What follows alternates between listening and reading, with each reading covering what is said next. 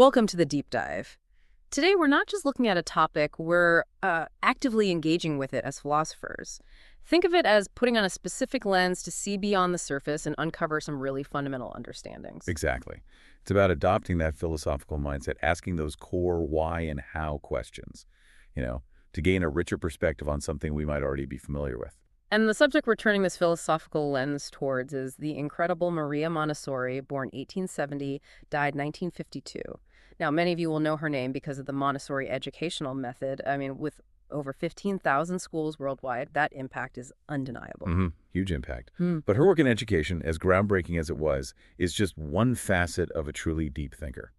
Montessori was also, well, a psychologist, an anthropologist, a medical doctor, a keen observer of culture, and yes, a philosopher in the truest sense. That's right. Her writings venture into some surprising territory, exploring metaphysics, the very nature of reality, political philosophy, and so much more. And that's our mission today, to sort of act as philosophers ourselves and explore the surprising philosophical depths within Montessori's work. Yeah, go beyond the classroom. Exactly. Reveal her insights into life itself, how our minds work, our understanding of morality, and even like the structure of society. And what's particularly compelling is that her philosophical ideas weren't just abstract theories spun from an armchair. They were often profoundly influenced by what she called revelations, those key insights she gained from her extensive hands-on work with children. This is a philosophy born from observation, really. Okay, so let's start to unpack this philosophical journey by looking at Montessori's own path into philosophy. It wasn't exactly a straight line, was it? Not a typical academic route. Not at all. Her initial studies were in, well, quite different fields. She first studied technical engineering, believe it or not, and then made history by enrolling in and graduating from medical school at the University of Rome, one of the first women in Italy to achieve that. Engineering and medicine. That's a fascinating foundation. It really suggests a mind that was always driven to understand how things operate, right? Whether mechanical systems or the human body. Precisely. And it's quite interesting to note that early on, she reportedly wanted to be anything but a teacher. She really saw herself as a scientist, scientist of human nature. However, her experiences after medical school led her down a different but related path. She co-directed an orthophrenic school for children facing various challenges, and it was there that she started to argue that their difficulties were more educational than medical. So her scientific background actually guided her towards education as a primary way to address fundamental human issues. And this realization sparked her interest in the work of educational pioneers like Edouard Seguin and Jean-Gaspard Itard, whom she traveled to Paris to study, right? Absolutely. And this practical engagement, this deep dive into understanding and helping these children, eventually led her to formal philosophical studies. In 1903, she went back to the University of Rome and enrolled as a philosophy student, even without the typical prerequisite diploma. Her stated aim was to study normal pedagogy and of the principles upon which it is based, a deliberate philosophical inquiry. That's a bold move, diving into philosophy with such a specific purpose. And who were some of the thinkers she engaged with during this time? Any big names? Well, she took courses in the history of philosophy, ethics, metaphysics, and the philosophy of education, with prominent figures like Antonio Labriola and Luigi Credaro. She was also keenly aware of the major intellectual movements of the era, pragmatism, positivism, that sort of thing. She was actively positioning herself within these philosophical conversations.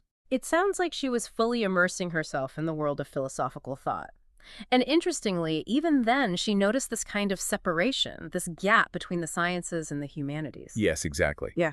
A contemporary observer noted that she saw the two camps very clearly: the humanities professors who sometimes looked down on science and the scientists who, dismissed philosophy. And she had this vision that one day a teacher would emerge who could bridge that divide, uniting these two fundamental ways of understanding the world. Which, in a way, foreshadows her own interdisciplinary approach, doesn't it? She was constantly drawing on her scientific training and her philosophical studies to craft her unique perspective. And beyond her formal academic pursuits, she was also actively involved in progressive social causes, I understand. That's right. She held teaching positions in hygiene and anthropology, which further blurred the lines between her scientific and humanistic interests.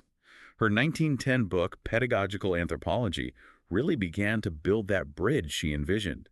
And she was also a vocal participant in feminist movements, even advocating for women's suffrage with a student group called Thought and Action. This philosophical commitment to human rights was evident early on. So, from the beginning, she was concerned with both understanding the fundamental nature of being human and working towards a more just and equitable society. This definitely sets the stage for the deep philosophical underpinnings of her educational work. Precisely. And her educational philosophy wasn't just about a collection of practical techniques. She explicitly aimed to elevate pedagogy to a definite science, grounded in robust philosophical foundations. She was asking fundamental philosophical questions about the nature of learning and development. Okay, let's delve into that foundation then. What were the core philosophical tenets that underpinned her approach to education? Well, two key principles really stand out, and they are deeply intertwined: the freedom of the child and the prepared environment. For Montessori, freedom wasn't just like a nice add-on. It was fundamental to the very nature of being human, particularly in childhood. She believed children needed to be free to choose their own work, free from constant external imposition, so they could spontaneously follow the natural laws of their own inner development. But this wasn't a free-for-all, right? The concept of the prepared environment seems absolutely crucial in providing a framework for that freedom. Absolutely. Montessori recognized that freedom thrives within structure. The prepared environment provides conditions most favorable to that development, an environment carefully designed to allow the child to express themselves spontaneously and offers the necessary materials for auto-education or self-directed learning. Think child-sized furniture that respects their autonomy, practical tools, those meticulously designed learning materials. Right, materials that cater to their specific developmental needs. It's about philosophically respecting the child's inherent drive to learn. Exactly. It's about creating an entire ecosystem where the child can flourish through their own intrinsic activity. And within this framework, she observed this fascinating phenomenon she called normalization. Now, that might sound like standardization, but my understanding is it's actually quite the opposite. Right, yeah, normalization sounds a bit uniform. It does, but in Montessori's terms, it's not about making all children conform. Instead, think of normalization as her profound discovery of the child's inherent blueprint for learning and behavior emerging naturally when the noise of external control fades. It's the emergence of the child's true personality when they are in a supportive environment and can engage in purposeful work.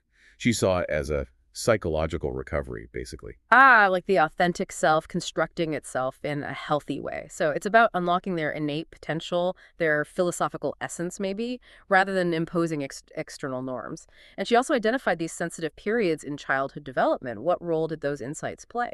Sensitive periods are specific windows of time when children have this heightened, almost magnetic attraction and capacity for learning particular skills or acquiring certain knowledge. Recognizing these periods is philosophically crucial in the prepared environment because it allows educators to provide the right opportunities at the precise moment when the child's inner drive to learn that specific thing is at its peak. It's sort of catching the developmental wave. It's like developmentally seizing the moment. Yeah. Yeah. And what about the role of imagination? I know that can be a significant debate in children's education. What was her philosophical stance on that? Montessori held a somewhat nuanced view on fantasy, particularly for younger children, say under 6. She philosophically believed that imaginative exploration in these early years should be firmly grounded in truth and real-world experiences. Later on, imagination takes on a more significant role, but even then, she emphasized its vital connection to reality. Interesting. It seems like she prioritized building a strong, factual foundation in the real world before children delve too deeply into the abstract realm of fantasy. And I know her method heavily incorporates hands-on, sensory-rich activities. That feels very core. Absolutely. Her emphasis on sensory education and embodied movement is philosophically key. She viewed the senses as the fundamental pathways to intellectual development, and she deeply understood that learning is intrinsically linked to physical activity. Think of the carefully designed concrete materials engaging multiple senses, the freedom of movement allowed in the classroom, all supporting a holistic development. It's a very holistic approach, recognizing the interconnectedness of mind and body in learning. And I also recall that she wasn't a big fan of traditional disciplinary methods like constant interruption, punishment, and even praise. That's correct. Montessori philosophically saw interruption as disruptive to the deep concentration she frequently observed in children engaged in meaningful work. She rejected punishment as ultimately ineffective and potentially damaging, a violation of their inherent dignity, really. And surprisingly, she also cautioned against excessive praise, arguing it could foster a dependence on external validation rather than nurturing their own internal sense of accomplishment. That's a really nuanced perspective on motivation and self-worth. It challenges a lot of common practices. And the Montessori materials often have this built-in control of error. How does that practical element connect back to her broader philosophical ideas about how we learn? The control of error. It's a brilliant example of her philosophical emphasis on auto-education. These self-correcting materials empower children to learn from their own mistakes independently, fostering critical problem-solving skills and a profound sense of autonomy. It perfectly aligns with her core belief that learning should be a self-directed journey driven by the child's own exploration, experimentation, and discovery. It all circles back to that foundational idea of freedom within a structured environment, philosophically empowering the child to be an active architect of their own learning. Okay, now let's shift our philosophical gaze a bit wider to the bigger picture. What were some of Montessori's core metaphysical ideas, her understanding of the fundamental nature of reality? Right. This is where her thinking becomes truly expansive and particularly engaging for us, acting as philosophers. Mm-hmm. Montessori's metaphysics, her exploration of the basic structure of existence, emphasizes active forces and an inherent sense of purpose or teleology within the universe. Some scholars have even drawn parallels to Hegel's view of history or Bergson's creative evolution. Patrick Frieson calls it her metaphysics of life. Metaphysics of life. That's a compelling phrase. Can you elaborate on this idea of active forces and this inherent directionality, this teleology she saw? For Montessori, final causes, or intrinsic purposes, are fundamental to life. Living organisms don't just passively exist, they actively take in nourishment and transform it towards a specific end, their own growth and development. She observed this inherent teleological drive, not just in individual organisms, but also at the level of the species, a kind of creative energy that propels both individual flourishing and the progress of the species as a whole. So she perceived a kind of inherent directionality embedded within life itself. But it sounds like this went even beyond the realm of living things in her philosophical framework. That seems unusual. Absolutely, and yeah, it is quite unique. Her vital teleology extends beyond the biological realm. She believed this underlying life force is what creates rocks and soil and sustains the harmony of the earth. It's the force that creates the world, a fundamental energy upon which the very evolution of our planet depends. She even spoke of the cosmic function of each living being and even of inanimate natural objects. Whoa, inanimate objects having a cosmic function. Okay, as philosophers, we have to unpack that. What did she mean by that? Indeed, she saw nature as a grand, interconnected harmony, a cosmic plan of construction where everything rocks, water, plants, animals, humans fits into a larger, purposeful design.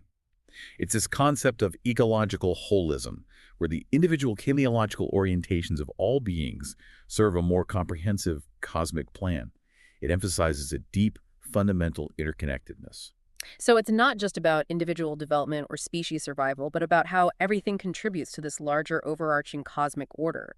And where does the mind, that central focus of philosophical inquiry, fit into this vast picture? Montessori viewed the emergent mind as a powerful telluric force arising from complex biological order. She actually borrowed this term telluric from geology, suggesting the mind is a natural phenomenon emerging from the very processes of the earth itself. Interesting. It's a higher form of teleologically oriented agency than mere biological life, possessing its own unique and irreducible laws. She even conceived of a psychosphere, a kind of mental environment that complements and interacts with the physical biosphere. A psychosphere. It sounds like she was envisioning a layered reality where consciousness and thought play a crucial role in the ongoing evolution of the cosmos. And what about the more unconscious aspects of the mind, something philosophers have chewed on for centuries? Oh, she delved into that too, introducing the intriguing concepts of horm and mem. Horm is a kind of unconscious volition, a fundamental life force that inherently guides our efforts towards achieving goals. Think Bergson's élan vital, or even Freud's libido, though she credited Percy Nunn. Mem, on the other hand, is a form of unconscious cognition or memory, the inherent tendency of living substance to retain the effects of its interactions with the environment. So, Horm is the underlying unconscious drive, and Mem is the unconscious record of our experiences shaping that drive. That's a fascinating way to philosophically connect our conscious actions to these deeper, unconscious roots of behavior and development. And given her strong emphasis on the natural world, what were her philosophical thoughts on the relationship between, say, God and nature? This is a complex area, and honestly, scholarly interpretations vary quite a bit, even among those acting as philosophers of her work. Montessori was a practicing Catholic, and she frequently connected the inherent purpose she saw in nature with a governing intelligence or divine spirit. Her writings do include explicit discussions of God and applying her methods to religious instruction. Okay. However, the precise role of theism within her broader philosophical framework is definitely debated. Some emphasize her deep religious sensibility, while others highlight instances where her views seem to diverge perhaps from traditional Catholic doctrine. It sounds like her personal faith certainly informed her worldview, but maybe her core philosophical framework wasn't entirely dependent on traditional religious explanations. Is that fair? That's a fair and nuanced assessment, I think. Ultimately, even when she invoked the concept of God, she often redirected attention back to the child, emphasizing the child's own powers given to him by the Creator and the wonderful powers of divine creation within the child's soul. Her theological statements often seem to serve to underscore the inherent dignity and immense potential of the developing human being. So even her understanding of the divine seemed to center on a profound respect for the inherent worth and capabilities of the child. Okay, let's move on to how Montessori philosophically believed we come to know things. Her epistemology. Right, her epistemology, her theory of knowledge, can be aptly described as interested empiricism. She firmly believes sensory experience forms the bedrock of all intellectual understanding. As Andrew Colgan notes, her method inherently establishes the conditions for epistemologically sensitive education, one that truly respects how knowledge is acquired. Interested empiricism. Okay, the empiricism part clearly points to the importance of sensory experience. But what does the interested aspect signify in her philosophical view? What makes it interested? The interested part is crucial. It signifies that our sensory processes aren't passive, like, a blank slate just recording everything indiscriminately. Instead, our attention is inherently selective, guided by our inner drives, our developmental needs, our interests. As she wrote, "In the world around us, we do not see everything, but only some things that suit us according to an inner drive." Perception was active engagement driven by this inner interest. That aligns perfectly with her inactive view of the mind, where we are constantly interacting with and shaping our understanding of our environment. And how did this active view of sensory experience differ from traditional empiricists like, say, John Locke? Well, Montessori differed from Locke in several significant ways. Firstly, as we've touched on, she fundamentally rejected the idea that our senses are just passive recipients.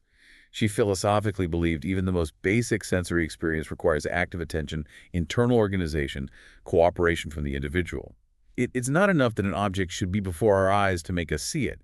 It is necessary we should fix our attention upon it, she argued. So even just seeing isn't a given. It demands active participation, focused intention. And another key distinction in her epistemology was her strong belief that sensory awareness isn't fixed, but something that can be actively trained and cultivated. Exactly. Unlike Locke, who largely saw the capacity for making sensory distinctions as innate, Montessori keenly observed that developing even fundamental sensory discrimination requires what she termed sensory gymnastics, specific exercises to refine our perceptual abilities. Her famous color tablets, where kids learn to differentiate increasingly subtle shades.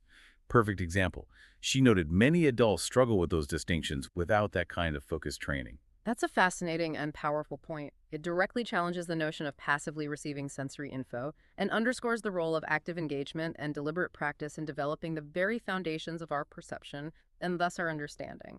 And she also proposed an empiricist account of unconscious intelligence, which sounds a bit like a contradiction. It might seem paradoxical at first, but her reasoning was quite coherent within her framework. Given her empiricist stance that cognition is largely associations formed through sensory experience, and her concept of mnem as this unconscious experience-based memory, she logically extended the traditional association of ideas to the unconscious level. She drew on Richard Siemens' idea of engrams, unconscious traces of past experiences, to explain how our unconscious mind constantly forms associations, influencing our behavior and learning. So our unconscious mind is continuously making connections and patterns based on our accumulated experiences, significantly contributing to our overall intelligence. That's a remarkably comprehensive view of knowledge acquisition, conscious and unconscious.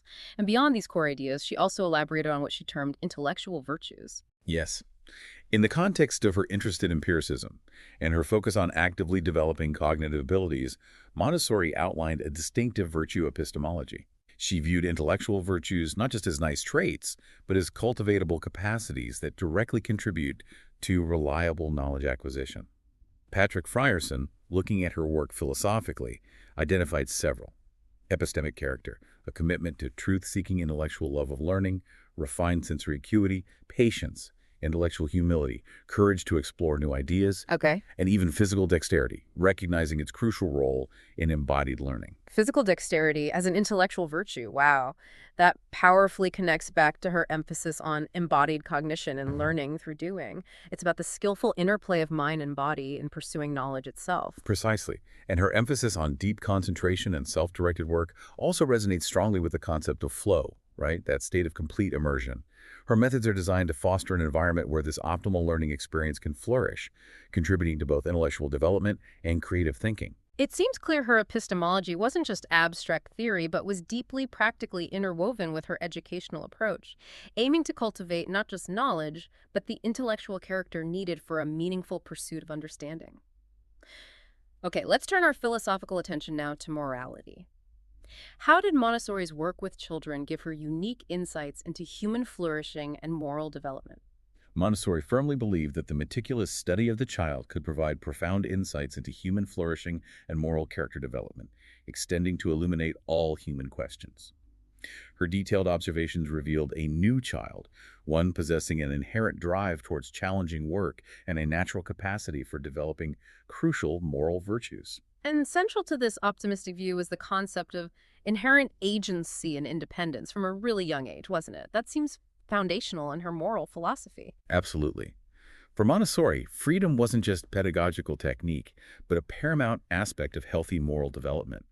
She saw children having a natural teleological orientation towards flourishing, and her whole pedagogy was designed to respect and nurture that inherent agency, even unconsciously via horm, that inner drive.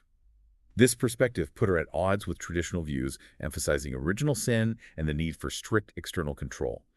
She argued quite radically that children's innate agency was actually less corrupted than adults. So she fundamentally viewed children as inherently capable and naturally striving for independence if given the right environment and freedom. And this optimistic view led to her identifying key pillars of ethical life. What were those foundational principles? She highlighted three main pillars: character, respect for the work of others, and social solidarity. Character for Montessori wasn't just good behavior. It was the developed capacity and tendency to pursue self-chosen work with persistence and a striving for perfection. You could almost hear echoes of Nietzschean ideas of self-overcoming there. Character as the internal drive towards self-perfection through dedicated work. Okay. And the second pillar was respect for the work of others. Yes, exactly. This respect wasn't just a polite convention learned by rote. It was seen as a natural outgrowth of a well-developed character. When individuals are deeply engaged in their own meaningful work, they naturally develop genuine respect for the effort others invest. In the Montessori classroom, with limited resources and shared space, children learn to wait, observe, and respect each other's work through direct experience. So morality learned organically through practice and environmental dynamics, not just abstract rules or rewards. And the third pillar was social solidarity. Also sometimes called society by cohesion. This extended beyond mere respect to a deeper sense of unity, a shared will and collective purpose within a community. A bit more Hegelian, perhaps the individual finding their place and contributing to the greater whole. So it's a progression. Individual agency and character lead to respect for others, culminating in collective belonging and shared purpose. And one particularly fascinating aspect was her deeply embodied ethics. Can you explain that? Exactly. Montessori astutely emphasized that moral virtues aren't just abstract concepts, but are actually developed through our bodily practices and movements. She even argued that having a strong will, essential for moral action, requires mastery over one's own body. Virtues like respect and courtesy are learned through concrete actions: walking carefully, waiting patiently, handling materials with care. These small embodied practices, repeated, shape moral character from the ground up. It's a very practical, grounded approach to ethics, linking physical actions, habits, and our moral being. Now let's explore another significant dimension: her feminism. She was involved quite early on, wasn't she? Absolutely. Even before her pedagogical fame, Montessori was breaking gender barriers in Italy, pursuing engineering and medicine. She was a vocal participant in international women's congresses, advocating for equal pay, opposing colonialism, supporting feminist organizations. Some scholars argue feminism was a fundamental guiding thread through her early intellectual development. That's powerful, suggesting her commitment to women's rights was intrinsically interwoven with her whole worldview. And her feminism seems to have had a strong practical focus. Yes, it largely aligned with the moderate 19th century Italian practical feminism, emphasizing demonstrating women's actual capacities for active roles in society, not just focusing on formal power like suffrage, though she supported that too. Her own success was a testament to this, and in her classrooms, she consciously created environments where boys and girls explored interests freely, without rigid gender roles. So her educational work itself was a form of feminist action, challenging traditional limitations. And she also developed what's been termed scientific feminism. What did that involve? This involved actively using science's authority to challenge prevailing misogynistic theories, claiming women's inherent biological inferiority. She directly engaged with these unfounded theories, using anthropology to argue for women's equal intellectual potential. Plus, she promoted scientific literacy among women as crucial empowerment, encouraging rational reasoning in choices about marriage, motherhood, etc. Empowering women through scientific knowledge and rational thought. Very forward thinking. And she also advocated for maternal feminism. That term can be loaded today. What was her specific angle? Her maternal feminism mainly focused on empowering women within reproduction and advocating for children's well-being. She believed scientifically informed mothers, understanding child development, would raise healthier, stronger children, benefiting the whole species.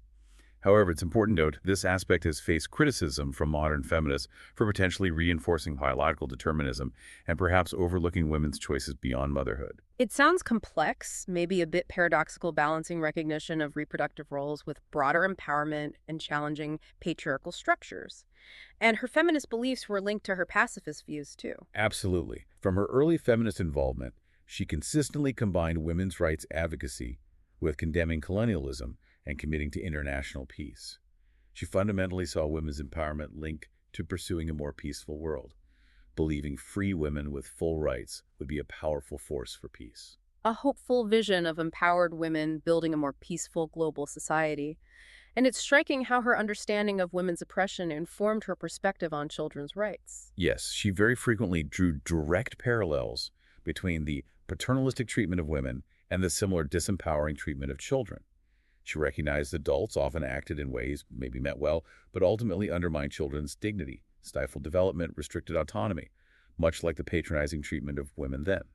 Her feminist lens let her critique the often invisible oppression children faced. It truly seems her feminism provided a framework for understanding power dynamics and advocating for the liberation of marginalized groups, women, and children. Finally, let's delve into her views on peace, education, and the rights of the child, which seem to culminate many of her core ideas. Indeed. Montessori firmly believed establishing peace is fundamentally the work of education. Erica Moretti's recent work brilliantly highlights how central peace was to her entire project.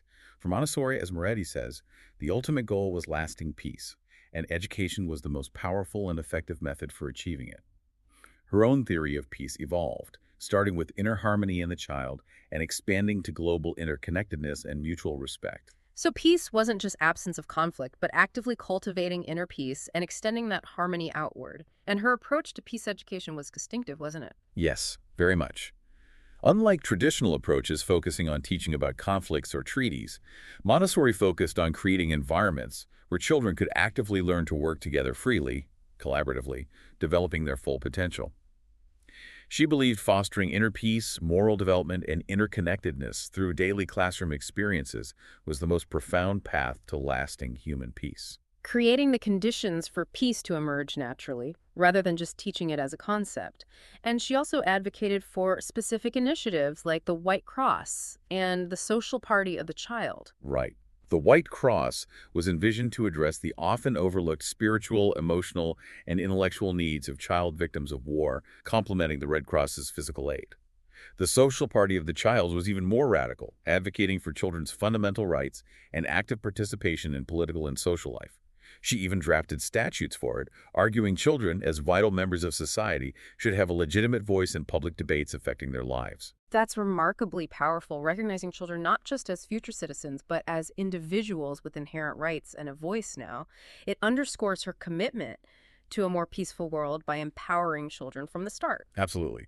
Her enduring vision was that by nurturing children's potential and agency, we could cultivate generations inclined towards peace, cooperation, and understanding, Hmm. ultimately contributing to the positive evolution of the cosmos itself. Maria Montessori was so clearly much more than simply an influential educator.